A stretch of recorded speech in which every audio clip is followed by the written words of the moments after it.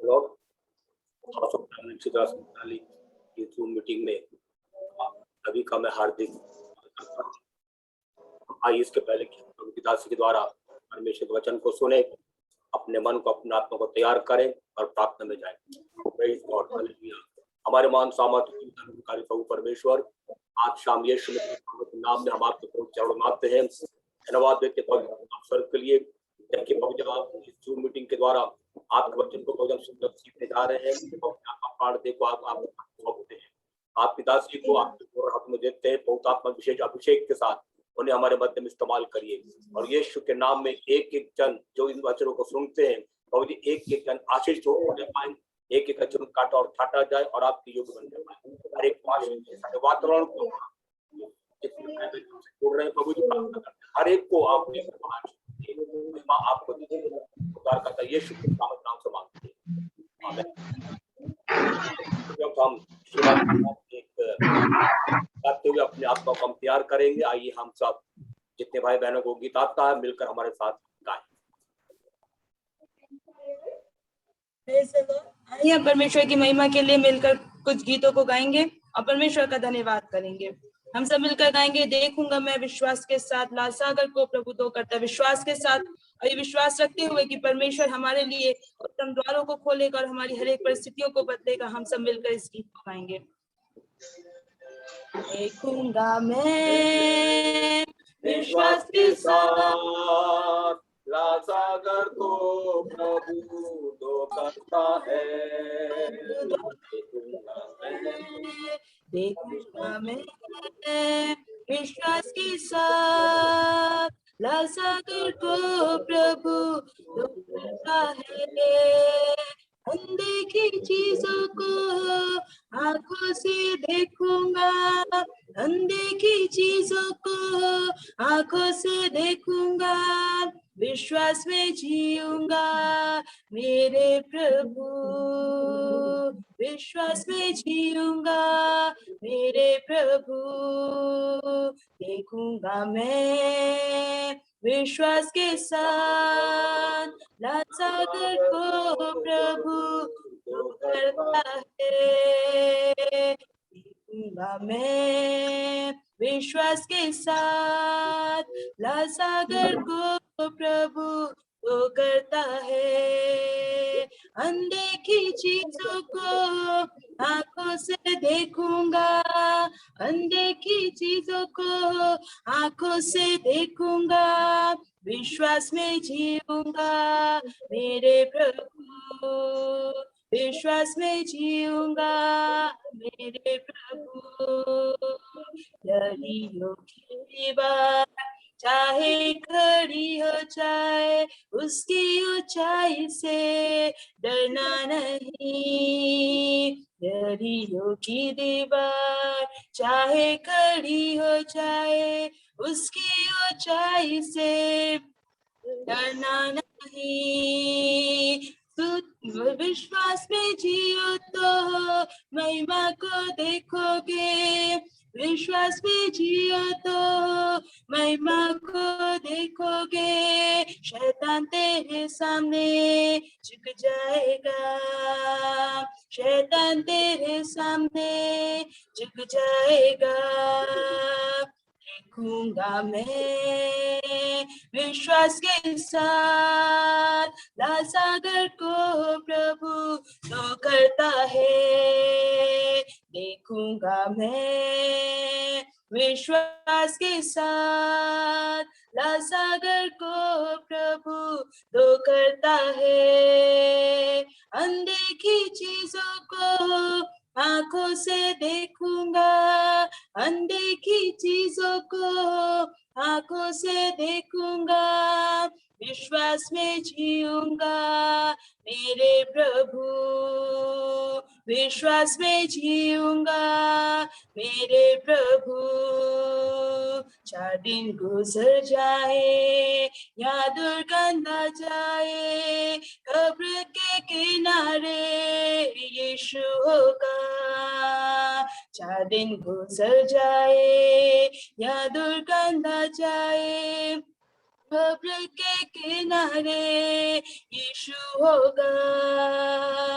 विश्वास में जियो तो महिमा को देखोगे, विश्वास में जियो तो महिमा को देखोगे, शैतान तेरे सामने झुक जाएगा, शैतान तेरे सामने झुक जाएगा। देखूंगा मैं विश्वास के साथ लाल सागर को प्रभु दो करता है।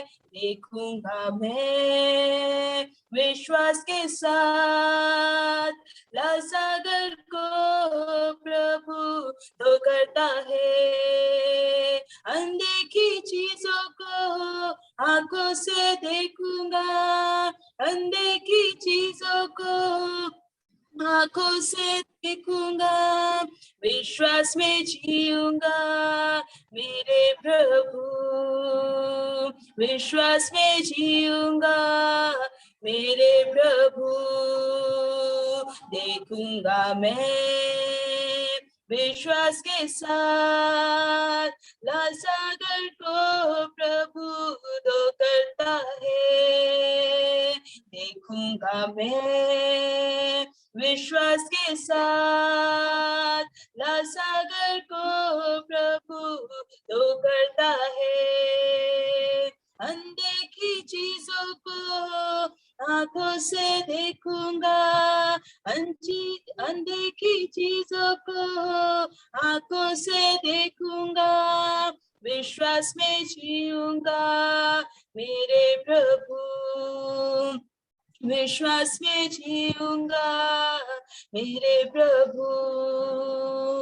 Thank you Jesus. आइए हम अपनी आंखों को बंद करें और हम परमेश्वर की महिमा और उसकी स्तुति और उसकी आराधना को करें। वो महान परमेश्वर है, वो राजाओं का राजा, वो प्रभु का प्रभु है। वो अनदेखी चीजों को हमारे लिए द्वार में बदलने वाला परमेश्वर है। विश्वास के साथ यदि हम परमेश्वर के आगे ठहरे, विश्वास के साथ यदि हम परमेश्वर से मांगे, तो परमेश्वर हमारी हर एक इच्छाओं को, परमेश्वर हमारी हर एक आवश्यकताओं को, हमारी हर एक जरूरतों को, हमारा परमेश्वर हमारे करने वाला परमेश्वर है। परमेश्वर बंद द्वारों को हमारे लिए खोलने वाला परमेश्वर है। आवश्यकता है कि हम उस पर विश्वास करें, उस पर भरोसा रखें, अपनी आंखों को उस पर लगाएं। आप जहां कहीं भी हैं, जिस भी स्थान पर बैठे हुए हैं, जहां कहीं भी आप हमारी आवाज को सुन रहे हैं, उस स्थान पर आप परमेश्वर को पुकारें और परमेश्वर से प्रार्थना करें। परमेश्वर आज भी वो सक्षम परमेश्वर है जो आपके हर एक कामों को पूरा करने के लिए तैयार है। वो चाहता है कि आप उसे पुकारें, वो चाहता है कि आप उसे बुलाएं। वो आपके लिए अद्भुत कामों को करेगा और आपकी हर एक इच्छाओं को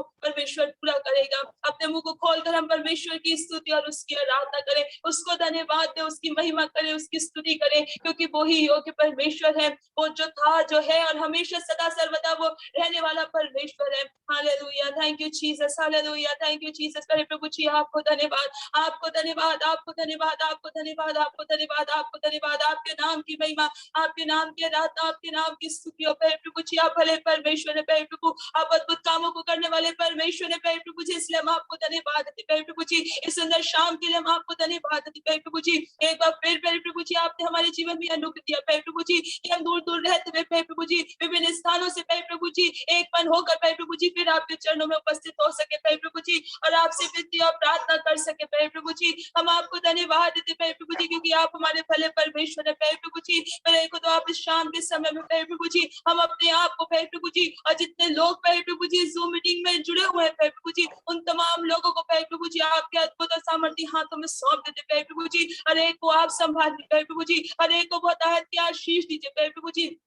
मेरे को दबाव हर एक की आवश्यकताएं प्रभु जी आप में पूरी होने पाए प्रभु जी। आप दया करिए प्रभु जी, आप अनुग्रह करिए प्रभु जी। मेरे को दबाव हम प्रार्थना करते प्रभु जी, इस घड़ी तक प्रभु जी आप हमें संभाला प्रभु जी। आगे के समय को प्रभु जी आपकी पवित्र आत्मा के हाथों में सौंप देते प्रभु जी। अपनी दासी के साथ हुई प्रभु जी, जो वचन आपने उनके मन में डाला है प्रभु जी, उन्हें दीजिए प्रभु जी। उनमें से होकर प्रभु जी आपका आत्मा प्रभु जी हम में से हर एक के जीवन से बोलने और बातचीत करने पाए प्रभु जी, ताकि हम घटे प्रभु जी और आप हमारे जीवन में ऊंचा उठ सके और आपकी महिमा और आपकी आराधना और आपकी स्तुति हो सके प्रभु जी। हर एक बात में हम आपको धन्यवाद देते प्रभु जी आपने प्रार्थना सुना, इससे हम आपको धन्यवाद देते हैं प्रभु जी। धन्यवाद और विश्वास के साथ अपनी इस प्रार्थना को आपके बेटे प्रभु यीशु नासरी के मधुर मीठे नाम से होकर मांग लेते हैं, आमीन आमीन आमीन। Hallelujah, thank you Jesus, hallelujah.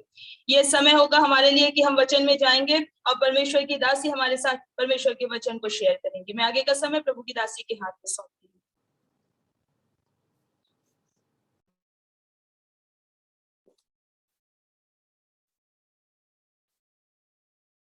Hallelujah, praise the Lord.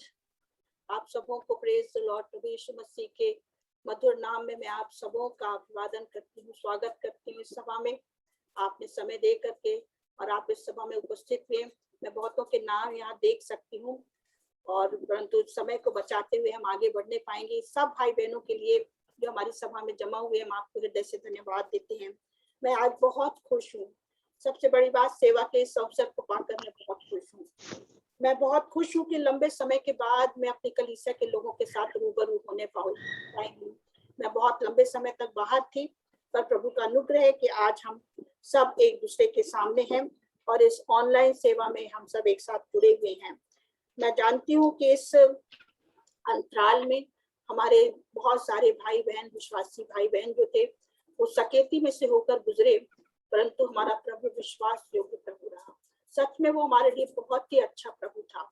उस प्रभु ने हमें संभाला, हमारे लोगों को संभाला और एक भी जान की हानि होने नहीं दिया। और जो प्रार्थनाएं हमने प्रभु से किया, एक भी प्रार्थनाओं को प्रभु ने नीचे गिरने, शब्दों को नीचे गिरने नहीं दिया। मैं प्रभु का लाख लाख धन्यवाद करती हूँ कि अपने सारे कलीसियाई भाई बहनों के लिए, बच्चे जवानों के लिए जो आज अच्छे और सकुशल पाए जाते हैं, मैं धन्यवाद करती हूँ। सारे प्रार्थना योद्धाओं के लिए जिन्होंने अपना समय देकर कलीसिया के लोगों के लिए, आपस में एक दूसरे के लिए, हमारे परिवार के लिए प्रार्थना किया और उन सब की प्रार्थनाओं के प्रभाव में आज हम सब एक साथ मिलकर आराधना करने पा रहे हैं, आराधना में जुट सके हैं। इसके लिए मैं प्रभु का लाख लाख धन्यवाद करती हूँ। एक बार फिर आप सभी का धन्यवाद करते हुए हम वचन में आगे जाएंगे। आइए हम वचन की शिक्षा में आगे बढ़ेंगे। आज जिन दिनों में हम रह रहे हैं, एक बार फिर मैं आपसे कहना चाहती हूँ कि हम सब जानते हैं कि जिन दिनों में हम रह रहे हैं वो दिन अच्छे नहीं है, या यूं कहूँ कि बहुत ही बुरे दिन है। और आगे आने वाला दिन जो है वो भी इससे भी बुरे दिन आने वाले हैं। और प्रभु हम सबों को चिताना चाहता है, हम लोगों को चिताना चाहता है कि उन बुरे दिनों का सामना हम कैसे कर सकते हैं, उन बुरे दिनों में हम कैसे मसीही लोग स्थिर रह सकते हैं, उन बुरे दिनों में हम अपने विश्वास में कैसे मजबूत बने रह सकते हैं, उन बुरे दिनों में आने वाले युद्धों का सामना हम कैसे कर सकते हैं, उन युद्धों को हम कैसे विजयी हो सकते हैं, उन युद्धों में आने वाली विपत्तियों का सामना हम किस दृढ़ता के साथ कर सकते हैं। प्रभु ये हमें सिखाना चाहता है और वचन में मैं आपको बताऊंगी कि कैसे हम इन बुरे दिनों में भी स्थिर रह सकते हैं, क्योंकि ऐसा बुरा समय आने वाला है कि जिसमें विश्वास जो है वो लोगों का उठ जाएगा, लोग अपने विश्वास से डावाडोल हो जाएंगे।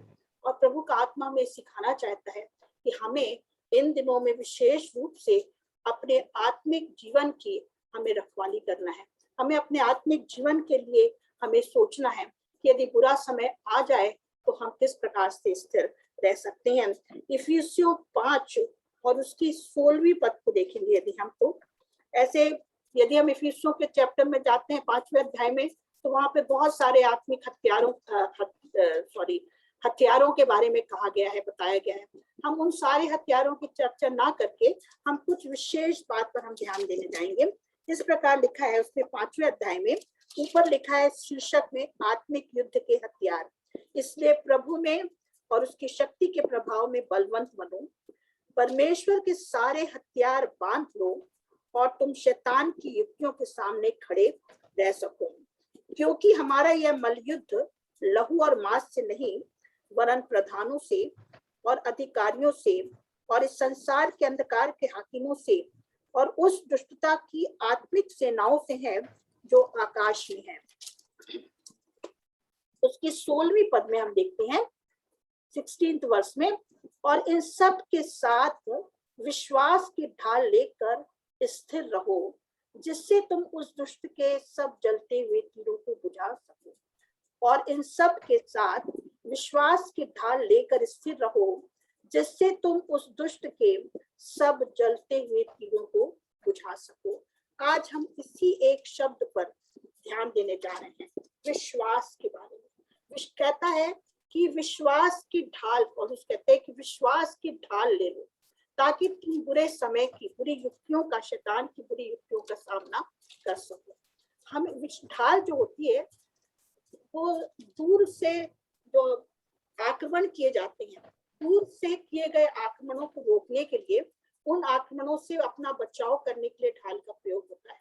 और ढाल जब दूर से यदि कोई व्यक्ति या हमारा दुश्मन दूर से आक्रमण करे, तो हमको नहीं समझ में आता है कि उसके पास कौन सा हथियार है और किस स्पीड से वो आ रहा है, किस दिशा से वो आ रहा है। हम बिल्कुल अनभिज्ञ रहते हैं, इसलिए अपना बचाव करना कठिन हो जाता है। ऐसे समय में विश्वास की, बाइबल बताती है विश्वास की ढाल ले लो। मतलब जब शत्रु शैतान दूर से हमारे ऊपर आक्रमण करे, और जब हमको उसके आक्रमण के बारे में हमको कोई ज्ञान ना हो कि वो किस प्रकार और कहां से और किस स्पीड से आक्रमण करेगा, तब विश्वास जो है वो हमारे काम आता है।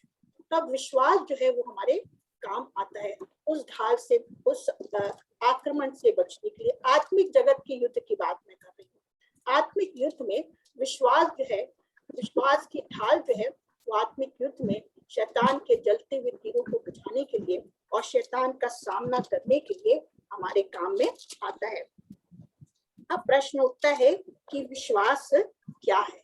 हम सब जानते हैं, बाइबल पढ़ने वाले जो है वो जानते हैं कि विश्वास की डेफिनेशन इब्रानियों 11 इसके पहले पद में दी गई है, और लिखा है, समय बचाने के लिए मैं खुद पढ़ देती हूँ इस वर्सेस को आपके लिए। अब विश्वास आशा की हुई वस्तुओं का निश्चय और अनदेखी वस्तुओं का प्रमाण है। विश्वास आशा की गई वस्तुओं का निश्चय और अनदेखी वस्तुओं का प्रमाण है। आशा की गई वस्तुओं का निश्चय मतलब कि जो वस्तुएं हमें दिखाई, जिन वस्तुओं की हम सिर्फ आशा करते कि काश ऐसा हो जाता, काश ऐसा होता, यदि ऐसा हो जाए तो कितना अच्छा, हम सिर्फ आशा करते हैं। परंतु बाइबल कहती है कि हम आशा ना करें, हम क्या ऐसा हमारे लिए हो जाएगा। जब हम कहते हैं कि ऐसा हमारे लिए हो जाएगा, ये विश्वास की भाषा है। जो आशा की हुई वस्तुओं का निश्चय, कि हम सिर्फ आशा ही नहीं करते हैं परंतु हम विश्वास कर लेते हैं कि हमने जो आशा की है वैसा हमारे लिए होगा। फिर कहा है कि अनदेखी वस्तुओं का निश्चय, जो वस्तु में दिखाई नहीं दे रही है। इसका मतलब कि विश्वास की भी क्या है, आंखें हैं। विश्वास की आंखें हैं, और उस विश्वास की आंखों से जो चीज हमारे सामने नहीं है उसको हम ऐसे देखते हैं जैसे वो हमारे सामने है। अभी हमने गाना गाया, यदि आपने ध्यान से उस गाने को सुना, उसमें लिखा है कि विश्वास से हम क्या करते हैं। हमने गाया कि देखूंगा मैं विश्वास के साथ, है ना। विश्वास के साथ हम अनदेखी चीजों को क्या करेंगे, देखेंगे। तो विश्वास जो है आशा की हुई वस्तुओं का निश्चय और अनदेखी वस्तुओं का क्या है, प्रमाण है। तो ये तो हुई विश्वास की परिभाषा। और विश्वास कैसे आता है, अब हम देखेंगे विश्वास कैसे, हमें विश्वास आता है, हम कैसे विश्वास कर सकते हैं। तो एक मसीहा, हम बाइबल अध्ययन के तौर पर भी इस भाग को, आज के दिन को हम बाइबल अध्ययन के तौर पर भी हम इस विषय को देख रहे हैं कि विश्वास जो है आशा की हुई वस्तुओं का निश्चय और अनदेखी वस्तुओं का प्रमाण है। दूसरी बात, विश्वास कैसे उत्पन्न होता है। बाइबल बिब्लिकल यदि हम देखें तो लिखा है कि अतः विश्वास सुनने से और सुनना मसीह के वचन से होता है। रोमियो 10:17 पद में आप पढ़ेंगे कि विश्वास सुनने से और सुनना मसीह के वचन से होता है।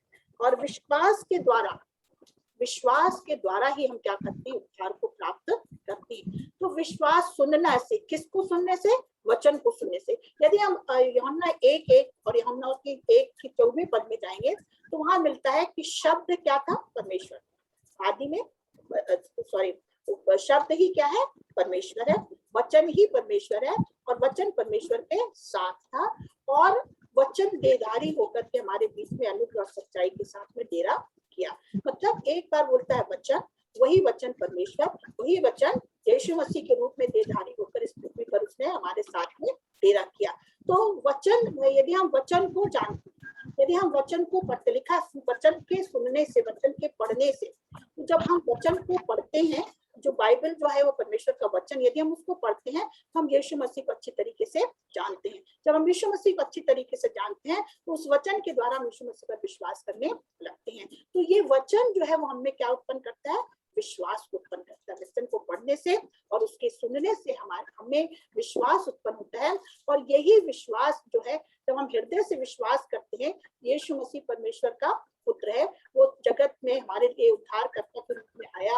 और जो विश्वास वचन जो हम बोले जाते हैं कलीसियाओं में, जब हम उस विश्वास वचनों पर विश्वास करते हैं तो हमारा क्या होता है? और हृदय से हम मुंह से अंगीकार करते हैं कि यीशु ही प्रभु है, तो हमारा उद्धार हो जाता है। समझ में आया? तो उद्धार की प्रक्रिया में भी विश्वास का एक बड़ा क्या है? रोल है। और ये विश्वास हमको किसके द्वारा मिलता है? यीशु मसीह के द्वारा मिलता है, क्योंकि लिखा हुआ है कि यीशु मसीह जो है वो हमारे विश्वास का क्या है? करता है। वो हमारे विश्वास का लिखा हुआ है रेफरेंस में रोमियो 10 उसकी 10वीं पद में, सॉरी इब्रानियों 12 उसकी 2री पद में लिखा है कि विश्वास का कर्ता कौन है? यीशु मसीह, हमारे विश्वास का कर्ता। और उसका लिखा है author of our faith and the finisher of our faith, हमारे का कर्ता, जिसको हिंदी में लिखा हुआ है, हिंदी में थोड़ा सा कंफ्यूजिंग सा लगता है, परंतु इंग्लिश में बहुत अच्छा ऑथर ऑफ आवर फेथ, वो हमारे विश्वास का क्या है? करता है, ऑथर है। तो ये विश्वास जो है, विश्वास करने के लिए यीशु मसीह की तरफ से हमको दिया जाता है। वचन पर विश्वास करने के लिए यीशु मसीह की तरफ से हमें दिया जाने वाला ये क्या है? विश्वास है। और इस विश्वास के द्वारा जब हम अपने मुंह से अंगीकार करते हैं विश्वास के साथ, तो हम उद्धार करते हैं, प्राप्त करते हैं। तो विश्वास जो है उद्धार में या उद्धार की प्रक्रिया में एक छोटी सी क्या है? शुरुआत। मसीही जीवन की एक छोटी सी शुरुआत है, वो है विश्वास, है ना। और इस विश्वास, जिस तरीके से हम उद्धार को पाते हैं, वहीं पर यह विश्वास रुकना नहीं चाहता। कई बार हम सोचते हैं कि हमने उद्धार को प्राप्त कर लिया, अब इसके बाद हमने सब कुछ प्राप्त कर लिया, अब हम अच्छे मसीह बन गए और अब हम स्वर्ग का राज्य हमारा हो गया, परंतु ऐसा नहीं है। जो विश्वास है वो उसी स्थान पर रुकना नहीं है। विश्वास जो है एवर इंक्रीजिंग फेथ, लगातार बढ़ने वाला क्या है? विश्वास। हर दिन इस विश्वास को बढ़ना। और जैसे मैंने आपसे बताया कि विश्वास को बढ़ने के लिए, बढ़ाने के लिए हमें हर दिन वचन का क्या करना है? अध्ययन करना है, वचन को पढ़ना है, सुनना है, उसको ग्रहण करना है, उस पर मनन करना है। तो जैसे जैसे हम जितना इसको करेंगे उतना हमारी नेव जो है विश्वास की वो क्या होती जाएगी? मजबूत होती जाएगी। हमारा विश्वास डीपर और डीपर होता चला जाएगा, गहरा और गहरा होता चला जाएगा। और इसी विश्वास की आवश्यकता है, क्योंकि आने वाले, जो मैंने पहला आपसे कहा था कि दिन बहुत बुरे हैं, आने वाले दिन इससे भी बुरे हो जाएंगे। और उन बुरे दिनों में हमें उन बुरे दिनों का सामना करने के लिए, जैसे हमने इफिसियों में पढ़ा कि हमें विश्वास के ढाल को ले लेना है, क्योंकि ये विश्वास की ढाल हमारी मदद करेगी कि हम उन बुरे दिनों का सामना कर सके। और ये विश्वास को हमें हर दिन क्या करते जाना है? बढ़ाते और बढ़ाते जाना है। साधारण विश्वास ही क्या है? काफी नहीं है। साधारण विश्वास काफी नहीं है। साधारण विश्वास जो हमें उद्धार पाने के लिए, तो वो विश्वास सही है, ठीक है, परंतु आगे के जीवन में आगे बढ़ने के लिए और हर बातों का सामना करने के लिए, एक अच्छी मसीही चाल चलने के लिए हमको विश्वास में मजबूत होना बहुत ही जरूरी है। और हर दिन हमको इस विश्वास में बढ़ते जाना है। जितना बड़ा हमारा विश्वास होगा उतनी ही बड़ा हमको काम प्रभु सौंपेगा। जितना बड़ा हमारा विश्वास होगा, प्रभु की दृष्टि में हमारी कदर या हमारी वैल्यू उतनी ही अधिक होगी। वो उतनी ही बड़ी रिस्पॉन्सिबिलिटीज को हमें देगा ताकि हम उसके लिए पूरा करके धर्मी ठहरें। क्योंकि विश्वास जो है एक व्यक्ति को क्या ठहराता है? धर्मी ठहराता है। नूह का विश्वास देखिए, जिस समय परमेश्वर ने नूह से कहा था कि मैं इस पृथ्वी को जल प्रलय से नष्ट करने वाला हूँ, परमेश्वर ने नूह को एक काम दिया। परमेश्वर ने उसके विश्वास को देखा, उसने कहा कि ये कैसा है, नूह एक विश्वासी है। और परमेश्वर ने उससे कहा कि तू, उसने नाव बताया कितनी बड़ी, इस नाव की इस मेजरमेंट की तू एक बड़ी नाव बनाना और तू अपने परिवार के साथ उसमें आ जाना। और मैं इस 40 दिन और 40 रात को मैं आकाश के झरोखों को और जमीन के सोतों को खोल दूंगा और पानी ही पानी हो जाएगा। और हम देखते हैं कि नूह ने किस प्रकार परमेश्वर की आज्ञा का पालन किया। जब तक अब जब जिस समय नूह के समय में जब परमेश्वर ने नूह से ये बात की और एक बड़ी जिम्मेवारी परमेश्वर ने उसको, उसके विश्वास को देखकर उस पर एक बड़ी जिम्मेवारी, एक बड़ा टास्क परमेश्वर ने उसको दिया, उस समय तक नूह पानी क्या होता है जानते ही नहीं था, वर्षा क्या होती है वो जानता नहीं था कि वर्षा क्या होती है, बाढ़ की स्थिति क्या होती है उसकी कल्पना में भी नहीं थी। और सोचिए ऐसा व्यक्ति जो जिसने कुछ जाना नहीं सुना नहीं, सिर्फ परमेश्वर की बात को सुन करके आज्ञाकारिता से वो अपने काम में लग गया। और बाइबल बताती है कि 120 वर्ष तक एक धर्मी, नूह के लिए लिखा गया वो एक धर्मी प्रचारक था। 120 वर्ष तक वो प्रचार करता रहा कि लोग बच जाए। उसने कहा कि परमेश्वर इस दुनिया को नाश करने वाला है, बहुत पाप बढ़ गया है और परमेश्वर पानी से दुनिया को नाश करेगा। किसी ने भी उसकी बात पे ध्यान नहीं दिया, क्योंकि सब जानते थे कि वर्षा क्या होती है, पानी क्या होता है, बाढ़ क्या होती है। लोग इस विषय में उन्होंने ना सुना था ना जाना था, तो नूह की बात को सब हवा में समझते थे। पर नूह किसी को तो 120 वर्ष में लोगों को नहीं बचा सका, कन्वर्ट नहीं कर सका, उनको बदल नहीं सका, पर उसने अपने परिवार को संभाल लिया। उसके 3 बेटे 3 बहुएं और नूह और उसकी पत्नी, ये 8 जन जो थे वो क्या हो गए, बच गए। इनको परमेश्वर, नूह ने क्या किया, अपने लोगों को संभाल लिया। अपने बेटों के बीच में उनके बेटों से भी उसने ये कहा गया होगा, बेटों ने भी ये संदेह व्यक्त किया होगा कि ये क्या है, वर्षा क्या होती है और डूबना क्या होता है। परंतु नूह ने जैसे भी अपने बेटों को कन्विंस किया और उसके बेटे उसके साथ जहाज बनाने के काम में लग गए। और बाइबल बताती है कि नूह की आज्ञाकारिता जो थी और नूह का परमेश्वर पर विश्वास जो था, उसके कारण नूह धर्मी ठहराया गया। तो आज्ञाकारिता जो है वो विश्वास का प्रमाण है। यदि आप विश्वासी हैं, हम सब कहते हैं, सब लोग बहुत अच्छे से कहते हैं हम विश्वासी हैं, पर कितनी आज्ञा हम परमेश्वर की मानते, कितना वचन का पालन करते हैं। आज्ञाकारिता ही विश्वास का प्रमाण है। यदि हम आज्ञा मानते उसके वचनों के अनुसार चलते हैं तो हम कह सकते हैं कि हम विश्वासी हैं, क्योंकि इसका प्रमाण है। नूह ने चलकर बताया, अपने विश्वास को कार्य रूप में परिणित करके उसने परमेश्वर के सामने ये सिद्ध किया कि मैं तुझ पर क्या करता हूँ, विश्वास करता हूँ, तेरी बातों पर विश्वास करता हूँ। और उस विश्वास के कारण परमेश्वर ने नूह को धर्मी ठहराया। तो विश्वास जो है वो हमको धर्मी ठहराता है। फिर यदि हम देखें, विश्व लिखा है इब्रानियों 10 उसकी 38 पद पढ़ लेंगे। तो इब्रानियों 10 उसकी 38 में लिखा हुआ है कि विश्वास ही से धर्मी जन क्या रहता है, जीवित रहता है। विश्वास से धर्मी जन जीवित रहेगा। नूह के ही जीवन में देखिए, क्योंकि नूह ने परमेश्वर पर बात पर विश्वास किया और उसकी आज्ञा को मानकर वो काम किया जो परमेश्वर ने उसको दिया था, वो जिम्मेवारी पूरी की जो परमेश्वर ने उसको पूरी करने के लिए दिया था। तो लिखा है वो जीवित बच गया, वो और उसका पूरा घराना क्या हो गया, जीवित बच गया। तो धर्मी जन विश्वास से जीवित रहेगा। इब्राहिम के लिए लिखा है कि इब्राहिम जो था उसने विश्वास के साथ अपना घर, अपने पिता के घर को छोड़ दिया, अपने नगर को छोड़ दिया, अपनी पत्नी और अपने भतीजे के साथ वो निकल गया और नहीं जानता था कि कहाँ जा रहा है, परंतु विश्वास, क्योंकि उसको मालूम था कि उसका बुलाने वाला कैसा है, जीवित है। उसका बुलाने वाला जो है वो विश्वास योग्य है, वो उसको कहीं भटकाएगा नहीं, जो उसने कहा वो करेगा। और जैसा परमेश्वर ने उससे कहा था कि तू सबको छोड़ के निकल जा और मैं तुझको सारी जातियों का मूल पिता बनाऊंगा, विश्वासियों का मूल पिता परमेश्वर ने उसको बनाया और उसको इतनी आशीषें दी कि सब उन समय के लोगों में सबसे अधिक धनाढ्य व्यक्ति कौन था, इब्राहिम था। तो इब्राहिम जो था वो धर्म के कारण क्या रहा, जीवित रहा। नूह जो था वो धर्म के कारण, विश्वास के कारण क्या रहा, जीवित रहा। पढ़िए इब्रानियों 10 उसकी 37 और 38।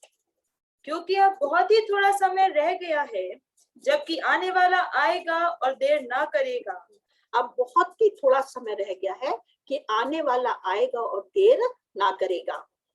पर मेरा धर्मी जन विश्वास से जीवित रहेगा। पर मेरा धर्मी जन विश्वास से जीवित, मतलब प्रभु आ जाए, प्रभु आने वाला है, वो देर नहीं करेगा, परंतु हम उस समय में किसके द्वारा जीवित रहेंगे, विश्वास के द्वारा हम जीवित पाए जाएंगे।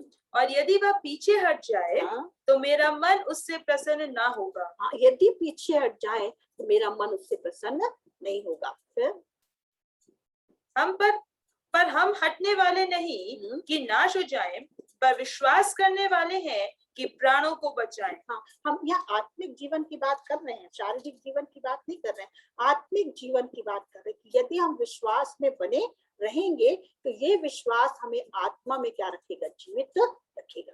ये विश्वास हमें आत्मिक रूप से जीवित रखेगा। और यदि हम विश्वास से हट जाएं तो हम क्या हो जाएंगे? लिखा है नाश हो जाएंगे। प्रभु के आने पर हम नाश हो जाएंगे, हम इस दुनिया में छोड़ दिए जाएंगे और हम क्या हो जाएंगे? नाश हो जाएंगे। तो लिखा है कि धर्मी जन जो होता है विश्वास से जीवित रहता है। फिर विश्वास जो है वो हमको अधिकार भी देता है। मरकुस 6 उसकी 17वीं पद में लिखा है, इसको हम पढ़ेंगे नहीं, परंतु हम सब लोग जानते भी हैं कि विश्वासियों के लिखा है कि ये चिन्ह होंगे कि वो दुष्ट आत्माओं को क्या करेंगे? निकालेंगे। वो नई नई भाषाओं को बोलेंगे, वो सांपों को क्या करेंगे? मार देंगे। यदि वो नाशक वस्तु भी पी जाए तो भी उनको कुछ हानि नहीं होगी। वो बीमारों पर हाथ रखेंगे और वो चंगे हो जाएंगे। तो ये विश्वासियों के क्या है? चिन्ह है। जो विश्वास करेगा, जो प्रभु यीशु मसीह पर विश्वास करेगा, वो बड़े बड़े आश्चर्य कामों को, बड़े बड़े कामों को, अद्भुत कामों को करेगा। और उन अद्भुत कामों की चर्चा मरकुस 16 और उसके 17वें अध्याय में लिखी गई है। इसका मतलब कि विश्वास जो है वो हमें क्या देता है?